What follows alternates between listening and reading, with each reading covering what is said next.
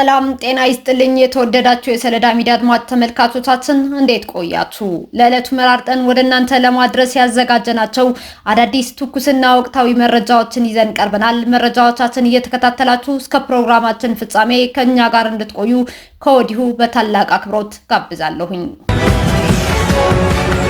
በታክሲ ውስጥ ወድቆ ያገኘውን ከ1 ሚሊዮን ብር በላይ የሚያወጣ ወርቅ ለባለቤቱ የመለሰው ወጣት ምስጋና ተቸረው።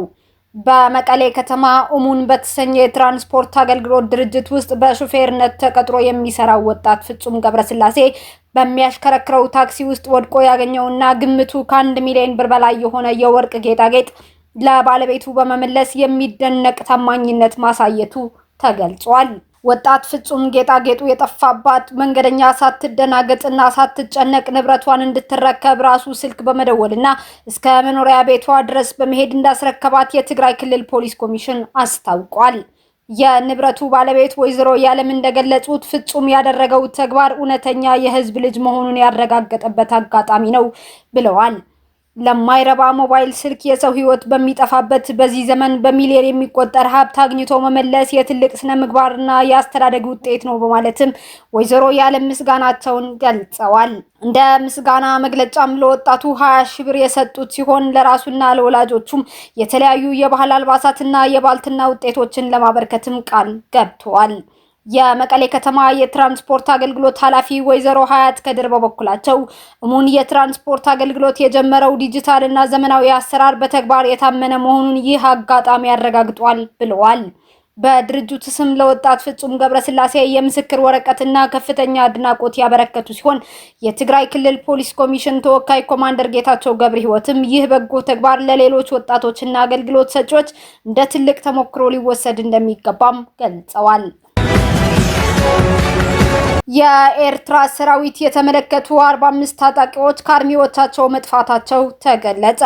በኢትዮጵያ ላይ የሚገኙት ታጣቂዎችን በመደገፍና በማሰልጠን ኢትዮጵያን የማተራመስ ድርጊቱን እየፈጸመ የሚገኘው የኤርትራ መንግስት በጽምዶ ስም በፈጠረው ጥምረት በትናንትናው ዕለት የካቲት 4 2018 ዓ.ም በሰሜኑ የሀገራችን ክፍል መቀሌ ከተማ ሰራዊቱ ማስገባቱን መዘገባችን የሚታወስ ሲሆን የሻዕቢያን ሰራዊት የተመለከቱ ከአርሚ 17 ኮር 71 ኮር 72 እና ኮር 73 የተውጣጡ 45 ታጣቂዎች ከነሙሉ ትጥቆቻቸው ትናንትና የካቲት 4 2018 ማምሻውን መጥፋታቸው ተገልጿል።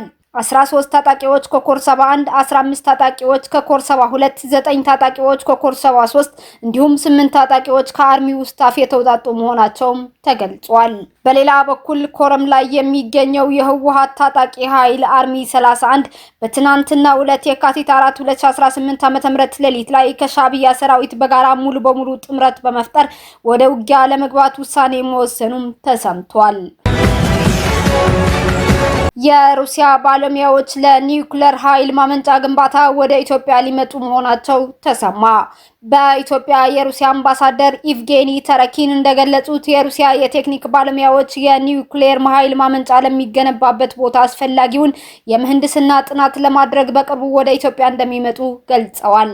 ይህ ጉብኝት የጣቢያውን ዝግጁነት በመገምገም የፕሮጀክቱን የቅድመ ግንባታ ምዕራፍ በይፋ የሚያስጀምር ይሆናልም ተብሏል።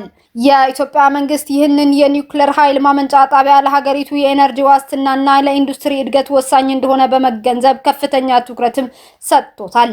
ለዚሁ ተግባር ማመቻቻ ይረዳ ዘንድ በጥቅምት ወር 2018 ዓ.ም የኢትዮጵያ የኒውክሌር ኢነርጂ ኮሚሽን በይፋም ተቋቁሟል። ግንባታው በሩሲያው የቪቪኢአር 1002 የቴክኖሎጂ ሞዴል ላይ የተመሰረተ ሲሆን ይህም በዓለም አቀፍ ደረጃ በላቀ ደህንነቱና ውጤታማነቱ የሚታወቅ የኒውክሌር ሪአክተር አይነት ነው ተብሏል። ፕሮጀክቱ ተግባራዊ ሲሆን ኢትዮጵያ እያደገ የመጣውን የኃይል ፍላጎት በዘላቂነት ለማሟላት ለምታደርገው ጥረት ትልቅ እገዛም ያደርጋል ተብሎ ይጠበቃል። ኢትዮጵያና የዓለም ባንክ የኢኮኖሚ ማሻሻያውን ለማጠናከርና የግል ዘርፉን ለማሳደግ በጋራ ለመስራት ተስማሙ። የኢትዮጵያ የገንዘብ ሚኒስትር አቶ አህመድ ሸዴ ከዓለም ባንክ የኦፕሬሽን ማኔጂንግ ዳይሬክተር አና ብጄሬድ እና ከምስራቅ ደቡብ አፍሪካ ቀጠና ምክትል ፕሬዝዳንት ኒዲያሜ ዲዮፕ ጋር በዛሬው ዕለት ከፍተኛ ውይይት አድርገዋል። በውይይቱም ኢትዮጵያ እየተገበረችው ባለው ማክሮ ኢኮኖሚ ማሻሻያ ሂደት ላይ ያተኮረ ሲሆን ሚኒስትሩ የግል ዘርፉን መሪነት ለማረጋገጥ እየተከናወኑ ያሉ ተግባራትንና ከዓለም ባንክ፣ ከዓለም አቀፍ የፋይናንስ ኮርፖሬሽን እንዲሁም ከመልቲላተራል ኢንቨስትመንት ዋስትና ኤጀንሲ ጋር ያለውን ትብብር አስፈላጊነት ገልጸዋል። የዓለም ባንክ አመራሮች በበኩላቸው ከጥቅምት 2018 ዓ.ም ጀምሮ በኢትዮጵያ የታዩትን የኢኮኖሚ ለውጦች አድንቀዋል። በተለይም የገንዘብ ፖሊሲ አስተዳደር መሻሻል፣ የዋጋ ግሽበት መቀነስ፣ የውጭ ምንዛሬ ክምችት መጠናከርና የውጭ ምንዛሬ ገበያው መረጋጋት የሚበረታቱ መሆናቸውም ጠቁመዋል። ባንኩ ለኢትዮጵያ የልማት አጀንዳዎች እንዲሁም ለአነስተኛና መካከለኛ ኢንተርፕራይዞች እድገት የሚያደርገው ድጋፍ አጠናክሮ እንደሚቀጥልም አረጋግጧል። ሁለቱም ወገኖች በቀጣይ የስራ ዕድል ፈጠራ፣ በኢነርጂ፣ በሎጂስቲክ፣ በዲጂታል ትራንስፎርሜሽን፣ በግብርናና በአየር ንብረት ለውጥ መቋቋም ላይ በትብብር ለመስራትም ተስማምተዋል። ይህም ስልታዊ ውይይት በኢትዮጵያና በዓለም ባንክ መካከል ያለውን የቆየ አጋርነት የሚያጠናክር ከመሆኑም ባለፈ በግል ዘርፉ የሚመራ ሁሉን አቀፍና ቀጣይነት ያለው የኢኮኖሚ ሽግግር ለማምጣት ያለውን ቁርጠኝነት የሚያሳይ ነው ተብሏል። ኬንያዊቷ ሰባኪ ለፕሬዝዳንት ሳልቫኪር በመጸለያቸው $300,000 ተከፈላቸው መባሉ ውዝግብ አስነሳ።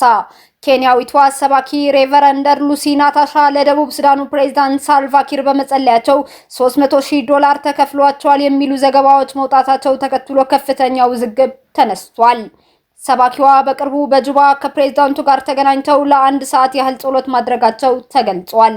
ሆኖም ይህ የጸሎት መርሃ ግብር ከፍተኛ ክፍያ እንደተፈጸመበት የሚጠቁሙ አዳዲስ መረጃዎችም ብቅ ብለዋል። እንደሚናፈሱት ዘገባዎች ከሆነ ሬቨረንድ ናታሻ ወደ ጁባ የተጓዙት በኢኮኖሚ ክፍል በረራ ቢሆንም ወደ ናይሮቢ የተመለሱት ግን በፈረስት ክላስ መሆኑ ለጉዳዩ ተጨማሪ ጥርጣሬና የህዝብ ትችትን አስከትሏል። ይህ ክስ በበይነ መረብ ላይ ሰፊ ክርክር የፈጠረ ሲሆን ተቺዎች የሀገሪቱ የህዝብ ሀብት በተለይም የነዳጅ ገቢ በአግባቡ ጥቅም ላይ የዋለ መሆኑን እየጠየቁም ይገኛሉ። ሌሎች ደግሞ በመንግስት በኩል ይፋዊ ማብራሪያ እንዲሰጥ በመጠባበቅ ላይ ይገኛሉ። ጉዳዩ እየተባባሰ በመምጣቱ በርካታ የደቡብ ሱዳን ዜጎች ስለተባለው ክፍያ ግልጽነትና ተጠያቂነት እንዲኖር እየጠየቁም ይገኛሉ። ዘገባው የግሬት አፍሪካ ነው። የሰሜን ኮሪያው መሪ ኪም ጆንግ ኡን ሴት ልጃቸውን ተተኪያቸው አድርገው ሊቀርቡ መሆኑ ተሰማ። የደቡብ ኮሪያ የስለላ ድርጅት የሰሜን ኮሪያው መሪ ኪም ጆንግ ኡን ሴት ልጃቸውን ኪም ጁ ተተኪ አድርገው ለመሾም በዝግጅት ላይ መሆናቸው መረጃ እንዳለው አስታውቋል። የስለላ ኤጀንሲው ቀደም ሲል በ10ዎቹ ዕድሜ ውስጥ ያለችውን ወጣት ተተኪያቸው ናት ሲል የሰጠውን ግምገማም አጠናክሯል።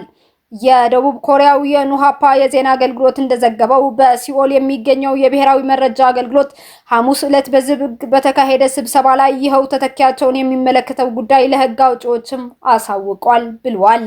የደቡብ ኮሪያው የስለላ ድርጅት ግኝቶች በደቡብ ኮሪያ ፖለቲከኞች ፓርክ ሲኦን ዎን እና ሊ ሴኦንግ ጉን ለሚዲያም ተጋርቷል። ኪም ጁኤ በቅርቡ በተካሄደው የጦር ኃይሎች ቀን ስነ ስርዓትና የኩምሱሳን የፀሐይ ቤተመንግስት ጉብኝት በመሳሰሉ ዝግጅቶች ላይ ጎልታ መገኘቷን ቀጥላለች።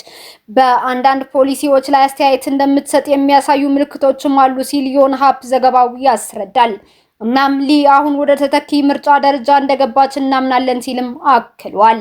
የኩምሱሳን የፀሐይ ቤተመንግስት በሰሜን ኮሪያ ከሚገኙት በጣም አስፈላጊ ቦታዎች አንዱ ሲሆን የሀገሪቱ ታላቅ መሪ ኪም ኢል ሱንግ እና ኪም ጆንግ ኢል በወቅቱ መሪ የኪም አያትና አባት እንዲሁም የጁኤ ቅድመ አያትና አያት መጨረሻ ማረፊያ ስፍራ ነው።